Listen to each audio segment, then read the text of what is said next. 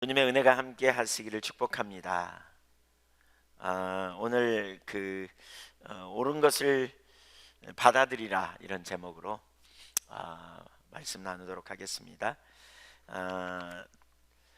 두 가지를 크게 보려고 합니다. 첫째, 참 신앙과 거짓 신앙 사이에 일어나는 분쟁. 예수님이 탄생하실 때 광야에서 양을 치는 목자들에게 천사들이 나타나서 이렇게 노래했습니다. 누가복음 2장 14절을 우리가 앞에서 봤죠. 지극히 높은 곳에서는 하나님께 영광이요, 땅에서는 기뻐하심을 입은 사람들 중에 평화로다. 예수님이 이 땅에 오셔서 평화가 이루어졌다, 평화를 가져오셨다. 그래서 예수님은 평강의 왕이요, 우리 그런 찬양도 하잖아요. 예수님 평화의 왕이라고 우리가 그렇게 노래합니다. 그런데 어찌된 일인지 오늘 본문은 예수님이 오시는 게 평강이 아니라 분쟁이라고 이렇게 말합니다. 51절 보겠습니다. 내가 세상에 화평을 주려고 온 줄로 아느냐? 내가 너희에게 이르노니 아니라 도리어 분쟁하게 하려 함이로다. 그러면서 52절과 53절에 이렇게 그 예를 들 때 가족까지라도 분쟁이 일어날 거다 이렇게 표현해요. 이후부터 한 집에 5사람이 있어 분쟁하되 셋이 둘과 둘이 셋과 하리니 아버지가 아들과 아들이 아버지와 어머니가 딸과 딸이 어머니와 시어머니가 며느리와 며느리가 시어머니와 분쟁하리라 하시니라. 예수님은 세상에 화평을 주러 온 분으로 우리는 알고 있는데 화평을 준 분이 아니라고 이렇게 말합니다. 도리어 분쟁하게 하리 함이라. 그러면서 심지어 가족 간에 분쟁이 일어날 것도 말씀하십니다. 사실 오늘 이 본문이 이단들이 많이 이용하는 구절입니다. 그래서 이단 그 서설 이렇게 신천지나 이런 이단에서 이렇게 가면 가족끼리 분쟁이 일어나는 거 당연해, 여기 나와 있지 않냐 이렇게 말하면서 이 구절을 왜곡되게 이렇게 이용하는 경우가 되게 많이 있어요. 이 구절이 도대체 무슨 말씀인가, 어떤 말씀인가를 우리가 이해해야 돼요. 특별히 이제 누가복음에서 예수님 시대에 그 유대인들을 대상으로 하여서 이렇게 말씀을 선포했잖아요. 그러니까 여기서 말하는 그 부분은 참 신앙과 거짓 신앙 사이의 분쟁이라고 말할 수 있어요. 예수님이 세상에 화평을 주러 왔는데 성경에서 말하는 참된 평화는 평화 에이레네라는 헬라어인데, 인간이 자신의 죄의 문제가 해결되고 하나님 중심적인 삶에서 하나님과 동행하는 가운데 비로소 이 평화가 주어지죠. 그래서 이 일을 위해 예수님이 오셨죠. 죄의 문제를 해결하고 하나님과 사랑의 관계 안에서 하나님이 우리가 아빠가 되는 삶, 여기에 진정한 평강이 이루어지죠. 근데 그 당시 예수님 당시에 유대인들, 예수님과 만난 수많은 사람들은 예수님을 받아들이지 않았어요. 잘. 그러니까 편협하게 생각했기 때문에. 한편으로 유대인들은 누구보다도 간절하게 메시아 그리스도를 기다렸거든요. 그러나 정작 예수님이 그들에게 오셨지만 그들은 예수님을 알아보지 못했습니다. 그들은 잘못된 신앙관을 가지고 있었기 때문에, 왜곡된 이해를 가지고 있었기 때문에 예수님을 받아들이지 못했습니다. 무엇이 문제냐? 그들에게는 잘못된 가치관이 있었기 때문에 그렇습니다. 그러니까 마귀가 첫사람 아담을 유혹하면서 타락하게 될 때 인간에게 두 가지 심각한 그 거짓된 가치관이 우리 속에 이렇게 남게 되었어요. 그러니까 아담과 하와는 말할 것도 없이 오늘날 우리에게도 진짜 심각한 영향력이 있죠. 그 중에 하나는 뭐냐? 이렇게 선악과는 죽음인데 행복을 주는 것으로 속였습니다. 창세기 2장 17절에 선악과를 먹으면 반드시 죽을 거라고 이렇게 말했는데 마귀가 하와에게 그렇게 말하죠. 선악과는 먹으면 죽지 않아, 너희 눈이 밝아져 하나님처럼 될까 봐서 못 따먹게 하는 거야, 이렇게 거짓말하니까 그 말을 듣고 선악과 앞에 간 하와에게 선악과는 먹음직도 하고 보암직도 하고 지혜롭게 할 만큼 탐스럽게 보였다. 그래서 뚝 따서 자기도 먹고 남편에게도 주는 결과를 가져왔다. 이렇게 나눴죠. 그때 이후에 인간은 계속해서 그 먹음직도 하고 보암직도 하고 지혜롭게 할 만큼 탐스러운 육신의 정욕, 안목의 정욕, 이생의 자랑에 꽂히며 그것이 가치 있다고 여겨지는 자리로 갔다 그랬죠. 육신의 정욕, 안목의 정욕, 이생의 자랑을 그냥 쉽게 표현하면 재물의 가치, 그 다음에 쾌락, 어떤 그 자아실현 이런, 그 다음에 어떤 권력이나 명예욕에 대한 가치관이 인간 속에 형성됐습니다. 그러니까 무엇이 우리에게 제일 소중하냐라고 말할 때 돈이 정말 소중하다. 여러분, 죄가 뭐냐면요, 죄는 있어야 될 자리에 있지 못하게 되는, 그래서 진짜 중요한 것을 덜 중요한 것이 가리게 되는 게 죄예요. 진짜 중요한 거는 하나님인데, 하나님의 나라인데 덜 중요한 것을 더 중요한 것처럼 착각해 가지고 재물을 소중히 여기고 재물을 붙들면 하나님을 놓치게 돼요. 돈보다 부부간의 관계가 더 중요하잖아요, 그렇죠? 근데 돈을 더 소중히 여기고 부부간의 관계를 희생시키게 되면 대가가 지불되죠. 하나님과의 관계에서도 우리가 마찬가지죠. 근데 그때 이후로 인간은 끊임없이 돈이 가치 있다고 여기고, 그렇죠? 그 다음에 권력을 가치 있다고 여기는 그러한 자리로 전락했어요. 그러다 보니까 신앙마저도 돈을 얻기 위해, 재물을 얻기 위한 수단으로 전락시키면서, 이게 뭐예요? 기복신앙이 되는 게 기복신앙. 또 다른 한 부분, 아담이, 그러니까 그 기복신앙이 오늘날 우리 가운데 팽배되어 있어요. 사실 이게 전환되어져야 저는 참 신앙으로 우리가 갈 수 있다고 생각해요. 뭐가 우리 인생의 최고의 가치인가? 그래서 우리가 지난 3주 전에 우리가 살폈잖아요. 재물이냐 하나님이냐. 우리 숙제처럼 한번 해보자, 고민해보자. 예수님이 생각하여 봐라. 까마귀를 생각하고 들에 피는 백합화를 생각해보라. 너희 천부께서 다 먹이시고 입히신데 하물며 너희일까 보냐. 뭐가 우리 인생의 최고의 가치냐. 그래서 하나님이 있어야 될 자리에 재물을 올려놓고 재물의 종노릇하고 재물을 주인 삼고 우리가 그렇게 살아가는 삶이 오늘날 팽배되어 있는 거죠. 이게 전환되어져야 우리 신앙의 근본적인 전환이 일어나요. 두 번째로, 인간은 피조물인데 창조주로 살 수 있다는 거짓말이 아직도 통하고 있습니다. 인간은 피조물입니다. 하나님 없이는 살 수 없습니다. 하나님을 의존해야 합니다. 하나님과 온전한 관계 가운데 있어야 합니다. 그런데 인간이 선악과를 따먹으면서 따먹은 이유 중에 하나가 뭐냐면, 네 눈이 밝아져 하나님처럼 된다, 너 하나님처럼 살 수 있어, 이렇게 유혹했어요. 그 거짓말이 지금도 있어요. 지금도 우리 가운데 통해요. 그래서 자기 능력을 의지하고 살려고 하죠. 자기 힘으로 살려고 하죠. 잘하면 우월의식, 못하면 죄책감에 빠지면서 계속 자기 의를 붙들고 계속해서 자기 힘, 자기 노력, 자기 능력으로 살려고 합니다. 하나님께 나갈 때도 자기 행위를 가지고 가려고 합니다. 인생을 살면서도 자기 힘과 자기 노력으로 살려고 합니다. 그렇게 되면 하나님의 은혜가 뭔지를 모릅니다. 은혜를 구하지도 않고, 하나님이 은혜로 함께해도 은혜인 줄 모르고, 그것을 자기가 잘해서 한 것처럼 우월의식과 자부심, 자기 훈장으로 여기면서 가려는 경향이 우리 가운데 팽배되어 있는, 이게 오늘날에도 팽배되어 있어요. 근데 이게 이제 예수님 당시에 바리새인들은 아주 심했죠. 바리새인들은 하나님께 나갈 수 있는 유일한 길을 율법 준수에 초점을 두었기 때문에, 그래서 율법을 지키기 위해서 그들은 많은 율법을 확대 해석해가지고 장로들의 전통을 만들어뒀고 신앙을 형식적인 신앙으로 전락시켰어요. 그래서 예수님 당시 바리새인들은 이런 율법주의의 형식적인 신앙을 대변하는 자들이고요. 그들은 의식으로 본질을 대체하고 이론적인 지식으로 인격체를 대체하는, 그러니까 인격적인 주님과의 만남은 관심이 없고 형식적인 예배로 전락시켜버리는 상황에 빠져있기 때문에 능력은 없고 의식만 있을 뿐이죠. 실제적인 능력은 상실하죠. 하나님의 생명이 거쳐있는 상태에 있는, 그럼에도 불구하고 종교적인 행위를 잘하고 있기 때문에 자기들의 믿음은 괜찮다, 잘하고 있다, 이렇게 생각하며 다른 사람을 판단하고 정죄하는 자리에 섰던 거죠.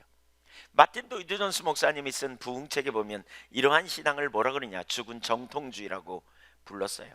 교리는 정통인데 생명은 없는, 실제는 없는, 이론으로 인격체를 대체하기 때문에 인격체와의 개인적인 실제적인 교제가 없고, 인격체가 그의 삶에 임재함으로 말미암아 생명이 넘쳐야 되는데 그런 삶이 안 되는, 그래서 이들을 뭐라 그럽니까? 마틴 로이드 존스 목사님은 죽은 정통주의, 교리는 정통인데 죽어있다, 그래서 이단만큼 나쁘다 그래요. 왜? 아무런 쓸모가 없기 때문에, 하나님의 백성들에게 아무런 도움이 되지 않는다는 거죠. 이런 신앙은. 이게 바로 예수님 당시의 바리새인들의 모습이었어요. 그리고 초대교회도 기회만 되면 그 자리로 자꾸 빠지는 자리에 있고요. 오늘 이 시대도 마찬가지죠. 사실 제가 지난 수요일 날 상무대 예배를 마치고 친구 아버님이 돌아가셔서 가까운 정읍에 다녀왔습니다. 갔더니 그 친구가 장로님인데, 제가 신앙 얘기를 나누다가 이렇게 길을 잃은 사람들 이런 얘기를 좀 했습니다. 오늘날 많은 사람이 죄책감에 빠지고 자기를 바라보다가 잘하면 우월의식과 자기의에 빠지고 못하면 죄책감에 눌려 버린다. 근데 그건 길을 잃은 거다.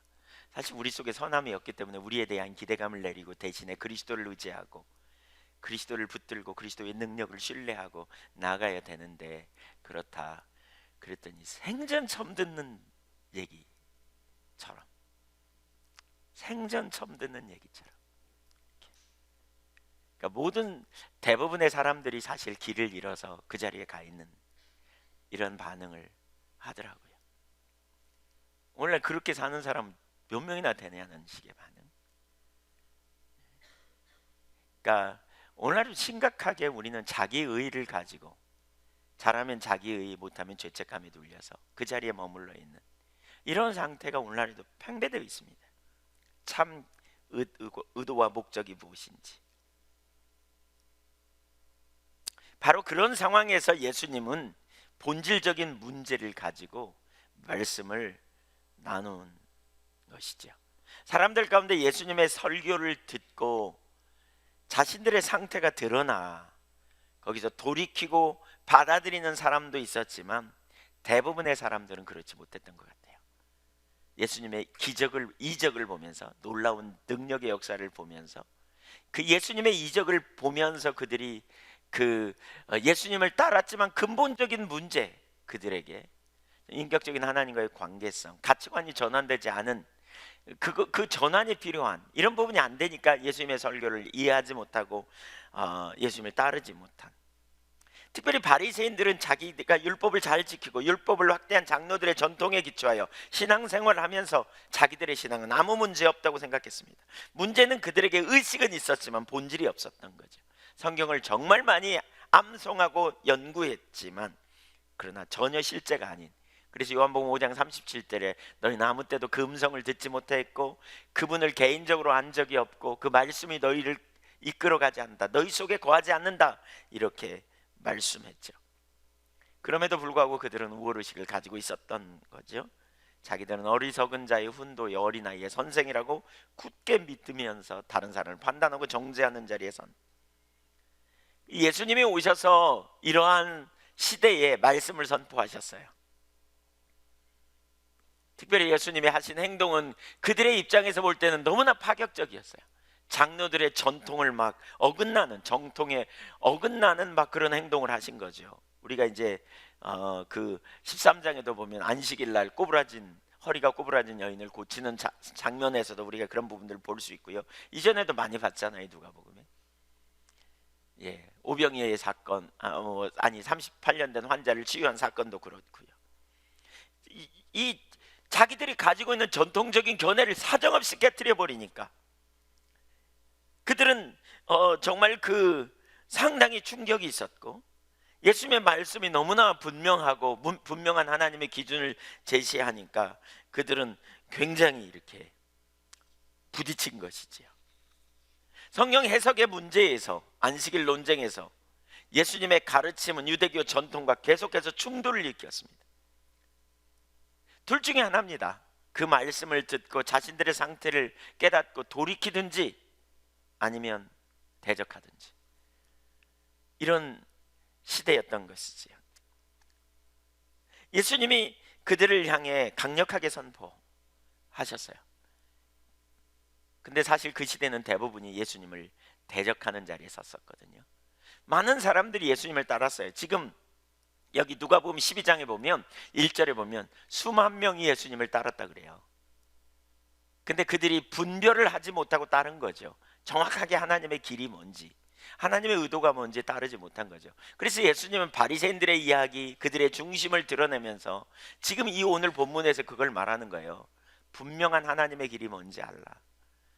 13장 9절까지가 그 큰 설교의 패러다임이거든요. 13장 1절부터 9절까지는 회개에 대해서 집중적으로 다룹니다. 그 부분을 나누면서 여기서 다루고자 하는 바가 뭐냐? 충돌을 얘기합니다. 지금 죽은 정통주의에 빠져있는, 거짓 신앙에 빠져있는 그들과 예수님이 선포하시는 참 신앙 사이에 하나님 나라의 충돌. 바리새인들은 예수님을 공격했어요. 우리가 이미 봤지만 예수님이 하나님 나라를 선포하고 귀신 들려 벙어리 되고 눈먼 이런 사람을 치유하죠. 누가복음 11장에 그걸 보고 그들은 귀신의 양 바알세불을 입어 쫓아내는 것이라고 공격했어요. 하나님의 역사를 전혀 이해하지 못했죠. 예수님 바리새인의 누룩 곧 외식을 주의하라. 그 오늘 뭐죠? 누가복음 12장 1절 이하에 보면 그렇게 표현합니다. 그들은 철저히 하나님을 대적하고 있으면서 대적하는 줄도 몰랐던, 또 그들의 가치관은 지극히 세상적이었어요. 하나님 나라 백성의 가치는 하나님 나라와 그의 의라고 예수님은 가르치셨죠. 돈을 구하는 것은 이방인의 삶이다. 너희는 먼저 그의 나라와 의를 구하라. 그러나 바리새인들의 가치관은 철저히 세상적이었어요. 그들은 돈을 사랑했다 이렇게 표현해요. 세상 사랑이 내려지지 않았고요, 잔치의 상석을 좋아하고 사람에게 보이려고 구제하는 이런 일들을 했어요. 그러니까 예수님의 설교와 철저히 예수님의 메시지와 부딪힐 수밖에 없었던 거죠. 자신들의 상태를 드러내니까, 자기들의 모습을 드러내니까. 돈이 가치 있다고 여기는데, 그렇죠? 하나님과 재물을 겸하여 섬길 수 없다고 막 선포해야 되니까 얼마나 힘들겠어요. 예를 들면서 부자 그 농부 얘기를 들면서 그 영혼은 누구께 되겠냐 막 이러니까 얼마나 힘들겠어요. 자기들이 전통적으로 잘 지켜왔던 장로들의 전통을 그냥 하루아침에 확 깨뜨려 버리니까 얼마나 그냥 혼돈 속에 있었겠어요. 자기들의 전통을 지키기 위해서 그들은 굉장히 노력했고요, 어떻게든지 그걸 지키기 위해서 힘썼던 거죠. 거기엔 생명이 없는데, 생명이 없음에도 불구하고 그걸 지키기 위해 노력하려고 하다 보니까 진짜 생명을 가져오신 하나님의 아들 예수 그리스도를 대적하게 된 거죠. 이런 상황에서 예수님의 메시지는 그들에게 불과 같은 메시지였어요. 노골적으로 예수님을 따르는 자들을 대적하는, 여기서 분쟁이 일어난 거죠. 예수님의 메시지는 심판의 메시지, 중심을 드러내는 메시지입니다. 원래 예수님의 메시지는 살리는 메시지입니다. 생명의 메시지입니다. 예수님은 우리를 의의 길로 생명의 길로 인도하십니다. 그러나 그걸 받아들이지 않는 자에게는 이게 뭐냐? 심판의 메시지가 되는 거죠. 불과 같은 메시지. 누가복음 12장 49절 오늘 본문에 보십시오. 그래서 예수님이 이렇게 말하는 거예요. 같이 읽어보죠. 시작. 내가 불을 땅에 던지러 왔노니 이 불이 이미 붙었으면 내가 무엇을 원하리요? 예수님이 오신 목적을 말합니다. 내가 온 것은 불을 던지러 왔다. 이 불이 뭔가? 불은 심판을 의미합니다. 근데 헬라어 원문에 보면요, 제일 먼저 나오는 단어가, 앞에 나오는 단어가 되게 강조할 때 제일 앞에다 놓거든요. 근데 불이라는 단어가 제일 앞에 나와 있어요. 불을, 내가 그걸 던지러 왔다는 거예요. 던지러 왔다는 거예요. 이 불이 나는 붙기를 원한다는 거예요. 더 확 붙기를 원한다는 거예요. 네. 당시 바리새인들의 입장에서 예수님의 말씀은 곧 불과 같았을 거예요. 예레미야 23장 29절에 보니까 예레미야 선지자의 말씀이 예레미야 시대에 불과 같았어요. 여호와의 말씀이니라 내 말이 불같지 아니하냐, 바위를 쳐서 부스러뜨리는 방망이 같지 아니하냐. 예레미야 시대 예레미야를 통한 하나님의 말씀은 불같았어요. 왜? 강력한 심판의 메시지였기 때문이에요. 그러면 심판의 메시지는 그건 뭐예요? 그대로 된다는 거예요? 돌이키라는 거예요? 돌이키라는 거예요? 돌이키라는 거예요? 예수님의 메시지가 불과 같다. 불을 던지러 왔다는 말은 예수님은 사람들이 심판받게 하려고 오신 게 아니에요. 요한복음 3장 17절에 내가 온 것은 심판을 주려 함이 아니라 구원하러 왔다 이렇게 말하셨어요. 구원하려고 오셨어요. 근데 그걸 받아들이지 않으니까 자기중심에 눌려서 자기 그 가치관에 거짓된, 에덴 동산에서 속았던 그 거짓된 가치관이 오늘날에도 우리 가운데 팽배돼요. 이 두 가지가 뒤집어지지 않으면 사실 오늘날에도 동일하게 우리는 하나님의 말씀을 액면 그대로 받아들이고 그 말씀이 우리에게 생명인 삶으로 전환되는 일이 불가능합니다. 가치관이 안 변했는데, 그렇죠? 어떻게 하나님의 말씀을 가겠어요? 예수님은 우리 이제 몇 주 안에 우리가 살펴보겠지만 13장에 보면 좁은 문으로 들어가라 막 이러거든요. 다 넓은 문으로 가는데, 다 넓은 길로 가는데 좁은 길 좁은 문으로 들어가라 그래요. 가치관이 안 변했는데 그 길로 어떻게 가요? 저기 너무 좋지만 참고 내가 이 길로 가야지 이렇게 가보세요. 얼마나 힘들겠는지. 좁은 문으로 가고 좁은 길로 가지만 거기 끝에 보물이 있다면 우리는 그 길 가는 거 하나도 괜찮을 거예요. 여러분, 이쪽에 크고 좋은 길이 있어요. 평탄한 길이 있어요. 이쪽에 아주 그냥 좁고 가시나무 있고 막 이런 길이에요. 근데 이 길 그때 끝에 가면 보물이 있다는 걸 알면 가겠습니까? 안 가겠습니까? 이리 가면 멸망으로 가고 이리 가면 생명이 있다는데 가겠습니까? 안 가겠습니까? 문제는 그겁니다. 바리새인들은 행위를 통한 구원, 이걸 기대했어요. 그래서 예수님을 통해 선포된 구원의 메시지를 전혀 이해 못했던 거죠. 그럼에도 자기들이 잘하고 있다고 굳게 믿었던 것이죠. 그래서 예수님이 선포한 메시지가 그들에게는 불의 메시지, 심판의 메시지와 같은 거죠. 생명은 없이 의식만, 껍데기로만 만족하는 것들을 태워버리려고 불을 던지러 오신 것이지요. 실제가 안 된 지식으로 만족하는 것이 이미 알고 있다고 생각하는 의식들을 향해 주님은 오늘도 불을 던지십니다. 그 불이 붙기를 원하시는 거예요. 그 불이 중심이 확 드러나서, 불은 태우는 일을 하잖아요. 그래서 그냥 싹 겉모습이 태우면 그냥 드러나는 거죠. 오늘날에도 거짓 신앙이 팽배되어 있다니까요. 우리도 동일하게 기복주의와 율법주의 신앙에 오늘날 심각하게 노출되어 있습니다. 그래서 겸손히 우리가 말씀 앞에 서는 일이 필요합니다.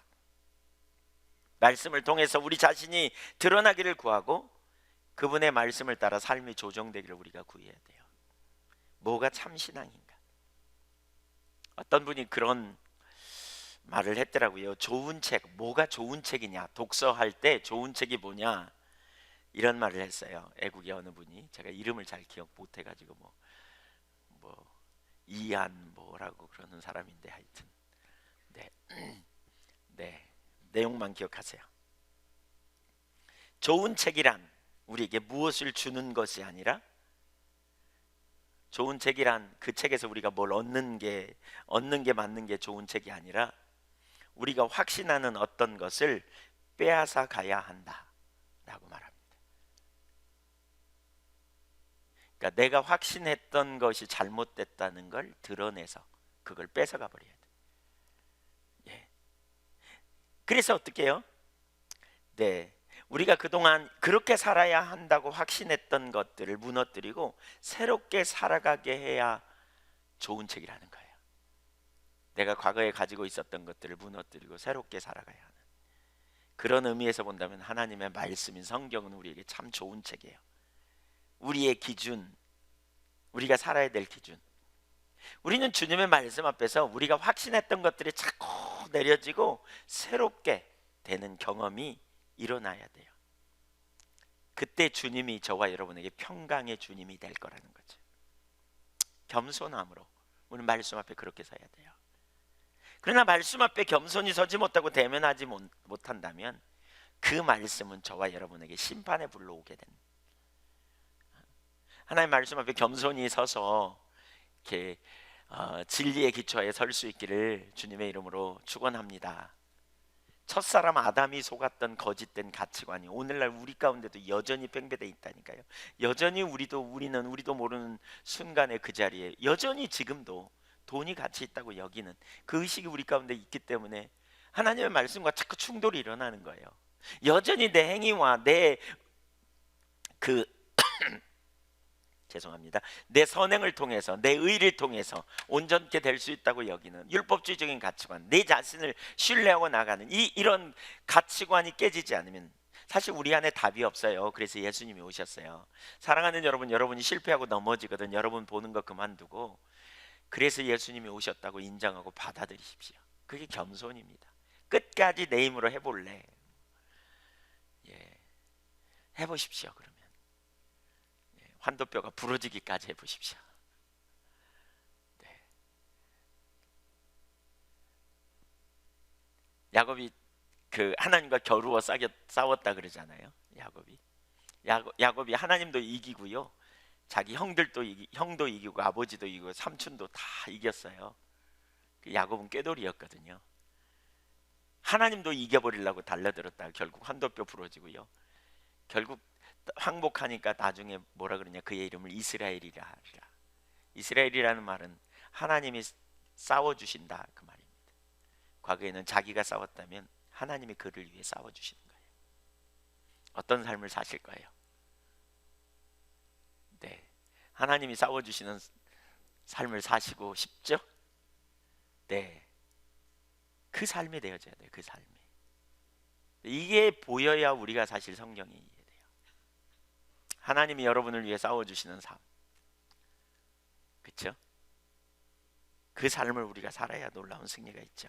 두 번째, 시대를 분간하고 옳은 것을 받아들이라. 54절과 55절을 같이 한번 읽어보겠습니다. 시작.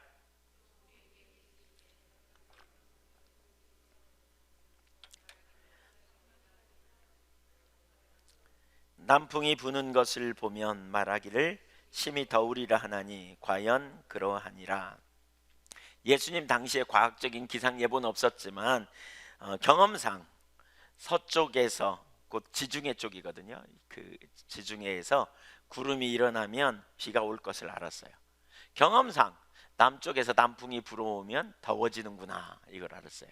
우리도 마찬가지잖아요. 남쪽에서 남풍이 불어오면 겨울이 끝나고 뭐 그런 동요도 있죠. 예, 남풍이 불어오면 날씨가 더울 것을 알았어요. 이런 상황을 말씀하시면서 56절에 보면 시대를 분별하지 못하는 것을 말씀하십니다. 시작. 외식하는 자여, 너희가 천지의 기상은 분간한 줄을 알면서 어찌 이 시대는 분간하지 못하느냐. 여기 이 시대는 카이론이라는 말로 특별한 시간을 말합니다. 그러니까 특별한 시간, 어떤 정해진 시간이 아니에요. 특별한 하나님의 섭리가 있는 시간, 하나님의 타이밍, 하나님의 구속의 시간, 이런 의미예요. 중요한 구속행위가 진행되는 시간, 하나님의 시간, 하나님의 구원의 시간을 왜 구별 못하느냐? 당시 바리새인들은 율법을 통한 구원을 가르쳤고 그렇게 힘썼습니다. 그리고 그 그림 가운데 율법을 잘 지키는 자들이 이제 메시아가 오면 구원을 받을 거라고 이렇게 생각한 거죠. 그러나 실상 그 속에 어떤 생명도 없고 억압만 가득한 그런 상황에 예수님은 이 땅에 오셨어요. 자신이 구원자가 되셔서 구원하기 위해. 그래서 시대를 분별하라고 하십니다. 하나님의 시간을 볼 수 있는 게 참 중요해요. 우리가 하나님의 타이밍, 지금이 어느 때인지 아는 게 중요해요. 예수 그리스도를 보내시고 구원하실 때였지만 그 조상들이 그렇게 기다렸고 자신들도 기다렸던 메시아가 왔지만 그들은 하나님의 시간을 알지 못했기 때문에 하나님의 행하심을 보지 못한 것이죠. 우리도 마찬가지입니다. 역사의 주권자이신 하나님 앞에서 우리에게 허락하신 시간, 우리는 이 시간을 분별해야 돼요. 지금 우리가 어떤 시간을 살고 있는가를 알아야 돼요. 주님께서 행하시는 일을 볼 수 있어야 합니다. 지금 우리 시간인 것처럼 여겨집니까? 주님이 우리에게 허락하신 이런 시간, 겸손함으로 서야 이해될 수 있어요. 57절 보겠습니다. 시작. 또 어찌하여 옳은 것을 스스로 판단하지 아니하느냐. 여기 판단하지에 해당하는 단어는 현재 시제예요. 어떤 말이 옳은지 어떤 주장이 옳은지 계속해서 판단해 보라 이 말입니다. 그러니까 바리새인의 주장이 옳은지 예수님의 말씀이 옳은지 판단해 봐라, 지금 이렇게 말합니다. 여기 수만 명의 사람들에게 예수님이 이렇게 말해요. 제자에게만 주시는 말씀이 아닙니다. 그러니까 스스로가 강조되고 있는데, 모든 유대인들이 하나님 앞에서 바로 행동하지 않고 바리새인이나 서기관들과 같은 거짓 지도자들의 판단에 의존하려 한 것에 대해 너희가 변명할 수 없다. 그러니까 스스로 판단해라. 지금 무슨 일이 일어나고 있는지 너희가 스스로 보아야 된다. 이렇게 말씀하고 있는 것이죠. 이미 앞에서 봤지만 바리새인들은 행위를 통한 구원을 생각했고요, 율법을 지키려고 힘썼고, 생명은 없었지만 껍데기만 가지고 의식으로 본질을 이론으로 실제를 대체하는, 그러면서 자부심과 우월의식을 갖는, 그러면서 자기 나름대로의 전통을 잘 지키고 있다고 생각하는, 생명은 없었거든요. 사실 생명은 없는 죽은, 그렇죠? 죽은 공동체죠. 어쩌면 그런 상황에 예수님이 오셨어요. 생명을 주려고요. 요한복음 10장 10절에 도적이 오는 것은 죽이고 멸망시키려고 하는 것이요, 내가 온 것은 양으로 생명을 얻되 풍성한 생명을 누리게 하려고 왔다라고 말씀하잖아요. 예수 그리스도가 구원의 길이시, 예수 그리스도 안에 생명이 있는, 껍데기가 중요하지 않다, 본질이 중요하다, 이걸 가르치는 이런 그들의 가치관이 전환되고 예수 그리스도 안에서 새로운 피조물로서 그리스도를 의존함으로 그리스도 안에서 영원한 생명을 누리는 삶을 살도록 인도하신 거죠. 누가복음 18장에 보면 이러한 구원의 길을 잘 가르쳐 줍니다. 때마침 오늘 어린이 주일이기도 하고 그래서 이 구절을 좀 더 보려고 하는데, 18장 15절 한번 보겠습니다. 시작. 사람들이 예수께 만져주심을 바라고 자기 어린 아기를 데리고 오매 제자들이 보고 꾸짖거늘 예수께서 그 어린 아이들을 불러 가까이 하시고 이르시되, 어린 아이들이 내게 오는 것을 용납하고 금하지 말라. 하나님의 나라가 이런 자의 것이니라. 여기 구절을 좀 보다 보니까 그렇더라고요. 예수님은 어린 아이들을 환영하고 이렇게 받아들이고 그들을 위해 축복해 줬어요. 근데 제자들은 그걸 막았거든요. 그러니까 그 어린 아이들에 대한, 같은 아이들을 놓고 제자들의 반응과 예수님의 반응은 달랐어요. 무슨 차이입니까? 관점 차이입니다. 제자들의 눈은 어린 아이들의 현재만 보았지 그 미래를 보지 못한 것 같아요. 예수님의 눈은 아이들 속에 있는 미래를 본 거죠. 제자들의 눈은 아이들의 겉모습만 보았다면 예수님의 눈은 아이들 속에 있는 하나님 나라를 보신 거예요. 제자들의 눈은 아이들이 할 수 없는 것에 집중했지만 예수님의 눈은 아이들이 앞으로 되어질 일 것에 대한 집중. 농부는요, 벽시 하나를 뿌리면서 그 벽시를 통해서 날 곡식을 보잖아요. 그런 것처럼 예수님은 한 어린아이를 그런 눈으로 본 거죠. 사실 우리가 다음 세대 얘기 되게 많이 하잖아요. 우리가 다음 세대를 바라볼 때 어떤 눈으로 바라봐야 될지, 이걸 우리가 인식해야 돼요. 저 자신이 그런 다음 세대에 관한 책도 좀 보기도 하고 아이들에 대한 이야기도 보고 그러면서 제가 저희 아이들을 참 잘못 키웠구나 이런 생각이 들더라고요. 그러니까 어렸을 때 좀 더 이렇게, 현재 결과가 잘못됐다 그 말이 아니라 잘못 대해줬구나. 애들이 막 부잡스럽고 막 뭘 하려고 하잖아요. 우리는 그걸 막 못하게 막잖아요. 왜? 힘드니까. 그냥 두드러 패가지고 앉혀놓잖아요. 근데 보니까 결국 그러더만요. 제가 주변에서도 봐도 그렇고요. 어렸을 때 뭔가 자꾸 시도하는 이런 아이들이 나중에 커서 뭔가 이를 때요, 좀 구잡스러운 거죠. 그런 변하잖아요. 에디슨 같은 경우 보세요. 알을 깔고 앉아가지고 이 알을 품고 앉아 있었댔잖아요. 네, 누구든지 보면 웃을 일이지만 그런 일을 한단 말이에요. 왜? 호기심 때문에. 그러니까 그게 지내놓고 보니까 이게 창의력인데, 창의력. 근데 우리는 그런 걸 잘 못 봐요. 그냥 그리고 그냥 커서 뭐가 되려고 그러는지 몰라. 그러면서 그냥 우리는 잡아놓죠. 잡아놔요. 그 아이들의 미래를 우리가 바라보기보다는 현재를 바라보면서 싹수가 노랗다고 표현하기도 하고 우리는 너무나 쉽게 평가하는. 네. 그 세대력 교회라고 하는 그 임승원 목사님이라고 하는 분이 그 말씀이라는 목회자들이 보는 잡지가 있거든요. 2018년 5월호에 글을 썼는데 거기에 이런 이야기가 나와요.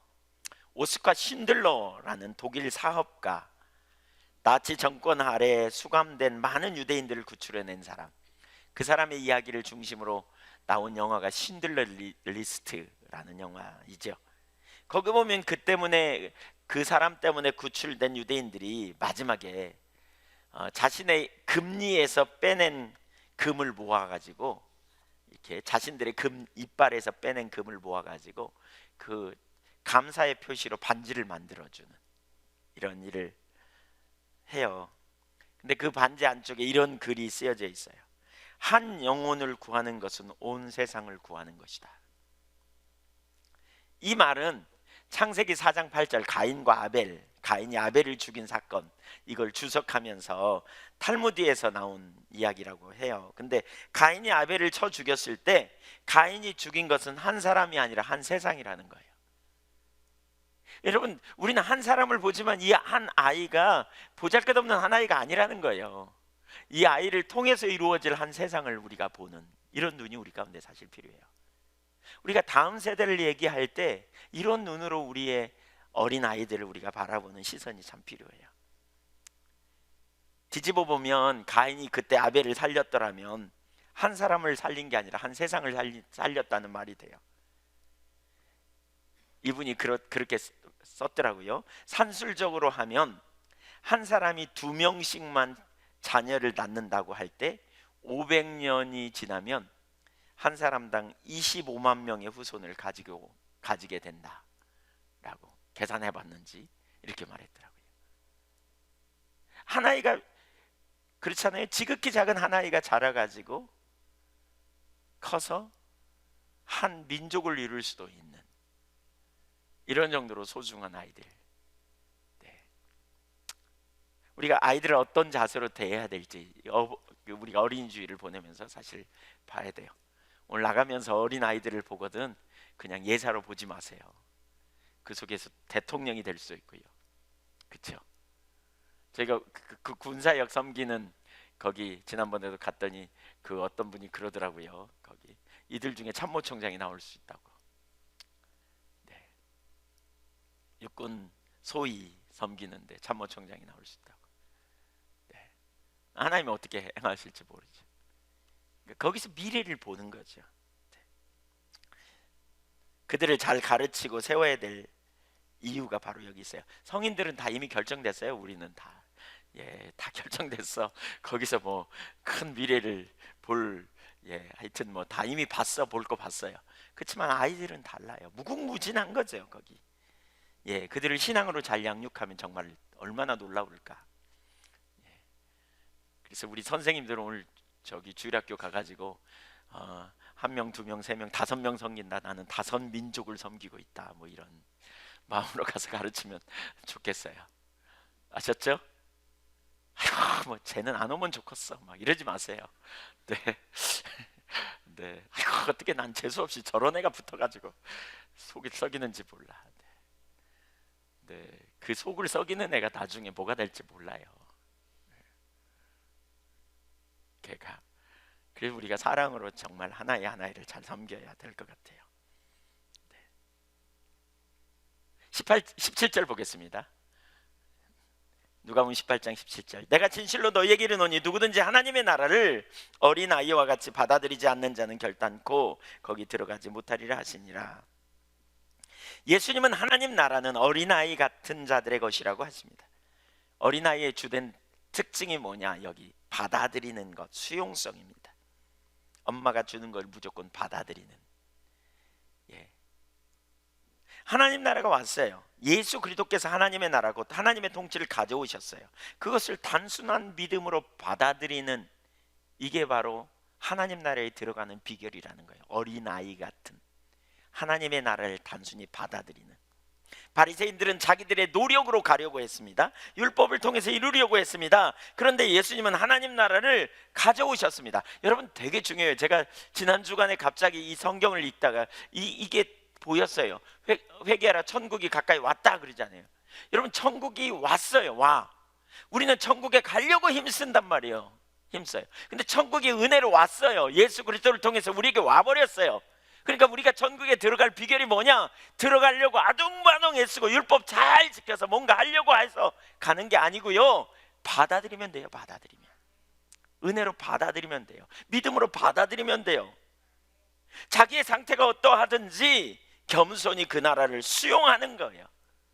그 나라를, 은혜로 되어진, 은혜로 하나님의 아들이 십자가에 달려 죽으시고 우리의 모든 죄를 사하시고 하나님과 우리 사이에 막힌 담을 헐어내시고 우리에게 하나님의 통치를 이제 가지고 왔어요. 그래서 누구든지 그 예수를 주와 그리스도로 믿으면 우리는 영원한 생명을 얻게 되는 것이지요.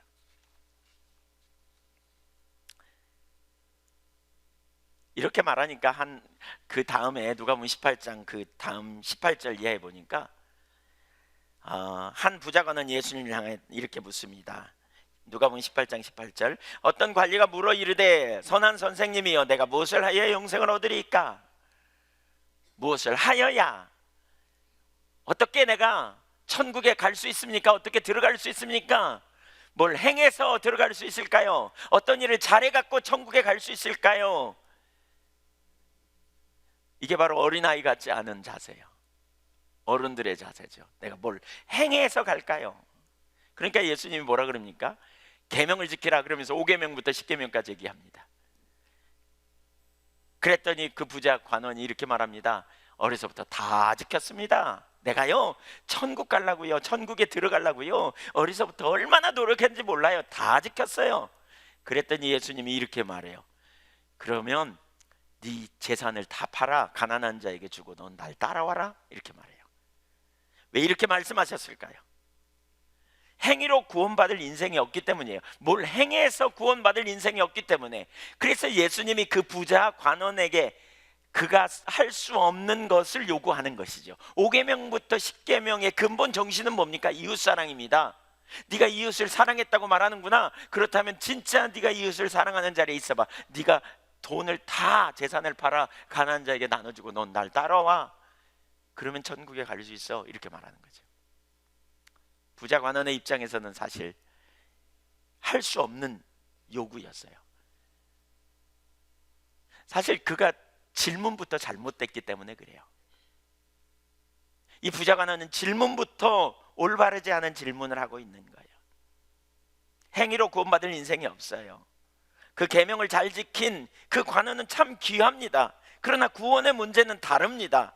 바울 사도는 행위로 구원을 얻기를 원한다면 율법 전체를 지켜야 될 의무가 있다. 갈라디아서 5장 2절 이하에 보면 그렇게 말합니다. 그리스도께서 끊어지고 율법 전체를 지킬 의무가 있다. 만약 행위로 구원을 얻으려고 한다면, 이렇게 표현합니다. 예수님은 그 부자 관원에게 그것을 가르치려고 하신 것입니다. 그래서 예수님은 결국 재산을 다 팔아 가난한 자에게 나눠주고 너는 나를 따라오라, 이렇게 말해요. 그러니까 부자 관원은 근심하며 떠나갑니다. 돌아갑니다. 그때 예수님이 그 부자 관원에게 뒤에다 대고 이렇게 말합니다. 부자가 천국에 들어가는 것은 낙타가 바늘기로 들어가는 것보다 더 어렵다.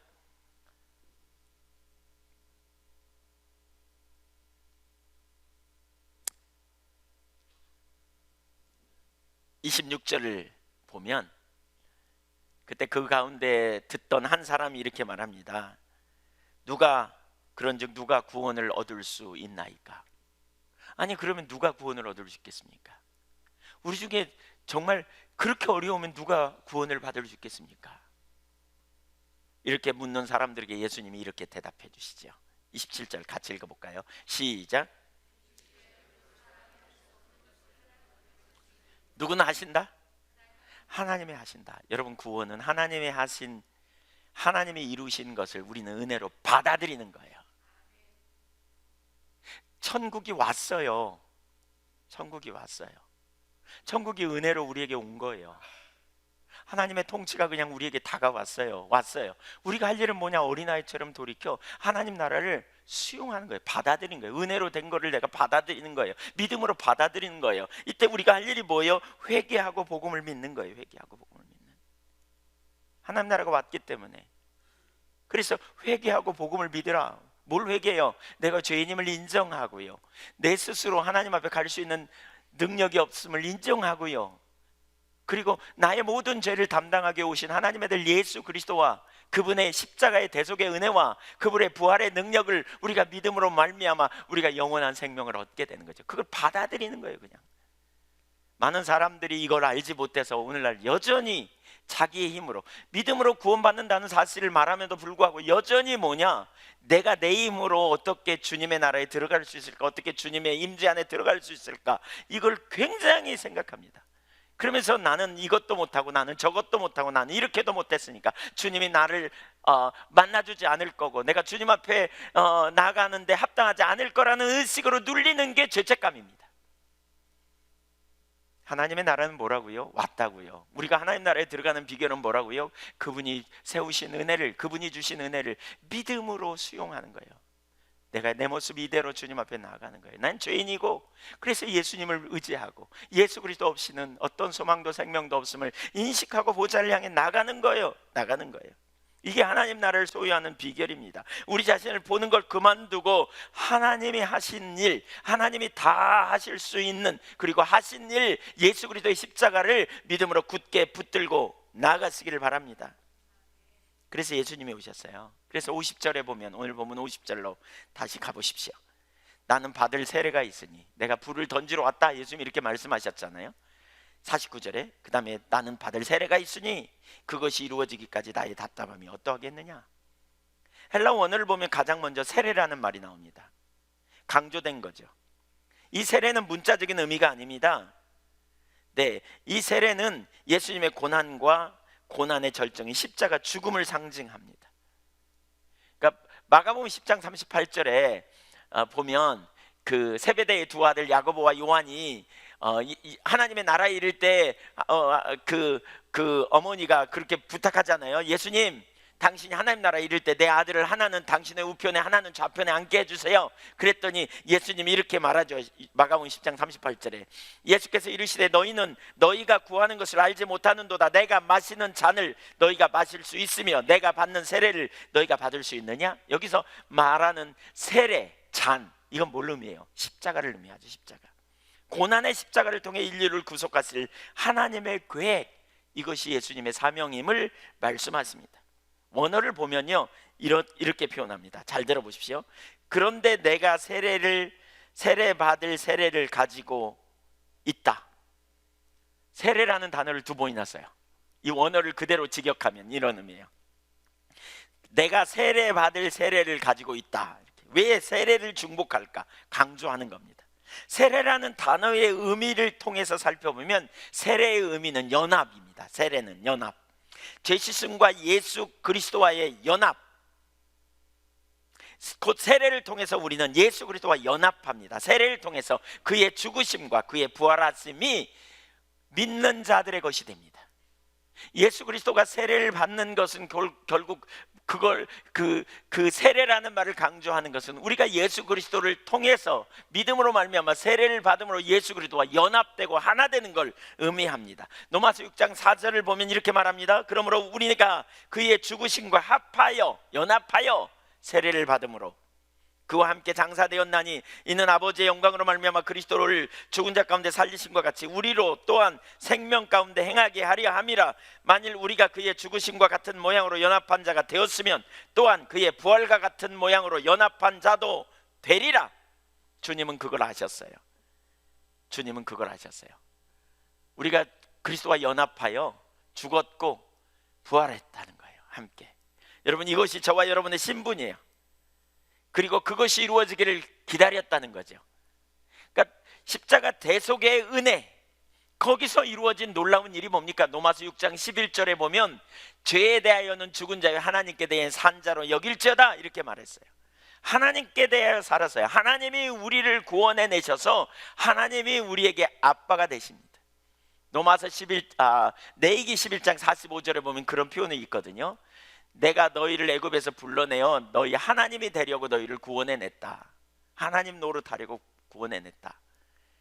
신학적인 용어로 말하면 뭐예요? 우리를 죄로부터 구원해내서 우리를 하나님과의 온전한 관계로 회복시킨 것은 하나님이 우리에게 아빠 노릇하시려고 구원해내신 거예요. 우리는 하나님에 대해 살았어요. 하나님이 여러분의 아빠가 되세요. 여기서 우리는 염려를 맡기고 여기서 우리는 그분의 사랑 안에 거하는 것이지요. 이런 은혜를 어린아이처럼 받아들이는 거예요. 받아들이는 거예요. 이 대속의 은혜를 받아들임으로 자유케 되기를 축복합니다. 이 은혜를 받아들이는 너무나 많은 사람이 죄책감에 눌리는 걸 봅니다. 왜 그렇습니까? 자기 힘으로 가려고 하기 때문에 그렇습니다. 우리 힘으로 갈 수 없어요. 천국은 왔어요. 천국은 왔어요. 우리가 그 나라에 들어갈 수 있는 비결은요, 우리가 가기 위해서 뭔가 애쓰고 힘쓰고, 아니에요. 울어도 안 되네, 눈물 많이 흘려도, 그런 찬양 있잖아요. 힘써도 안 되네, 그게 아니에요. 우리는 믿음으로 가는 거예요. 하나님의 아들 예수 그리스도를 받아들인 거예요. 그 당시에 율법주의자들, 그 당시에 바리새인들은 율법을 강조했어요. 행위를 강조했어요. 실제는 능력이 없으면서, 실제는 주님의 말씀 앞에 결국 도망갈 수밖에 없지만, 그렇죠? 부자 관원의 모습 속에서 거기 구원에 이르는 능력을 경험하지 못하지만, 그럼에도 불구하고 우월의식과 자부심에 빠져있는 거짓 신앙에 붙들려 있는 그들의 모습을 주님은 강력하게 선포하면서 드러내시고, 어린아이 같지 않으면 천국에 갈 수 없다. 어린아이처럼 뭐라고요? 하나님 나라가 왔는데 그 하나님 나라를 그냥 받아들이는 거예요. 그 사랑을 의지하여 가는 거예요.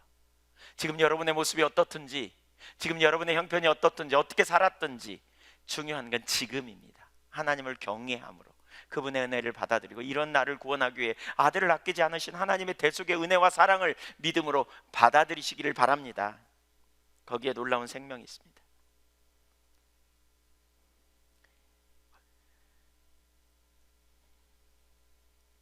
그러나 이 은혜를 받아들이지 않는 사람들, 하나님의 나라를 받아들이지 못하는 자들은 심판을 받습니다. 이것이 주님이 말씀하신 불입니다. 그리고 그 불은 분쟁을 일으킵니다. 계속해서 그런 자세를 경고하는 것이죠. 58절 보겠습니다. 58절 시작. 내가 너를 고발하는 자와 함께 법관에게 갈 때 길에서 화해하기를 힘쓰라. 그가 너를 재판장에게 끌고 가서 재판장이 너를 옥졸에게 넘겨주어 옥졸이 옥에 가둘까 염려하라. 앞에 나와 있지 않지만요, 우리말에는 나와 있지 않지만 여기에 왜냐하면이라는 단어가 있어요.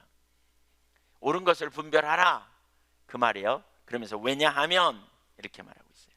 왜냐하면 율법을 잘 지키고 나름대로 자기들은 우월의식에 빠져있고 자부심에 빠져있는 그들의 상태가 옳은가? 지금이 어느 시기인데 그 하나님의 복음이 왔는데 그걸 받아들이지 못하는 그 당시에 바리새인들, 율법주의자들, 그들의 상태, 그들의 모습이 옳은지 너희 스스로 판단해 보라. 그러면서 왜 그런지를 설명하죠. 왜냐하면 이렇게 말하죠. 왜냐하면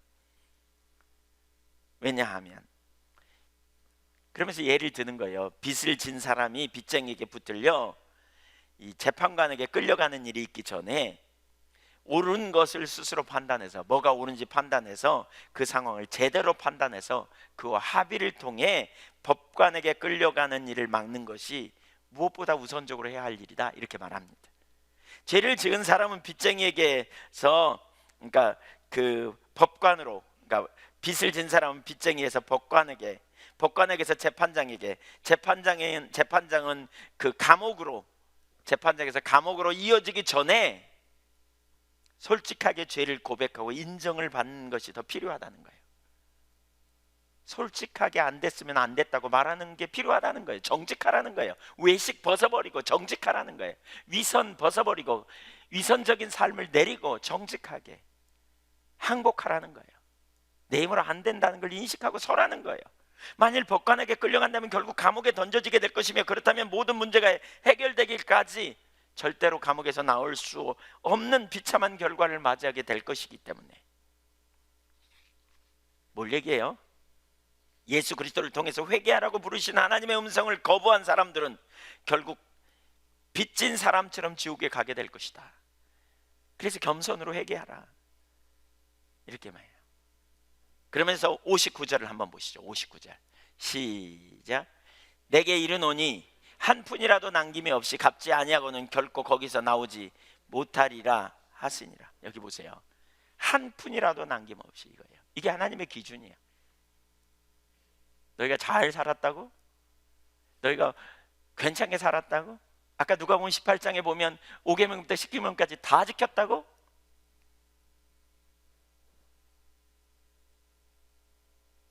그런데 한 푼이라도 남기지 않으면, 한 푼이라도 남기면 그것 때문에 감옥에 갇히게 될 거다, 이렇게 표현하는 거예요.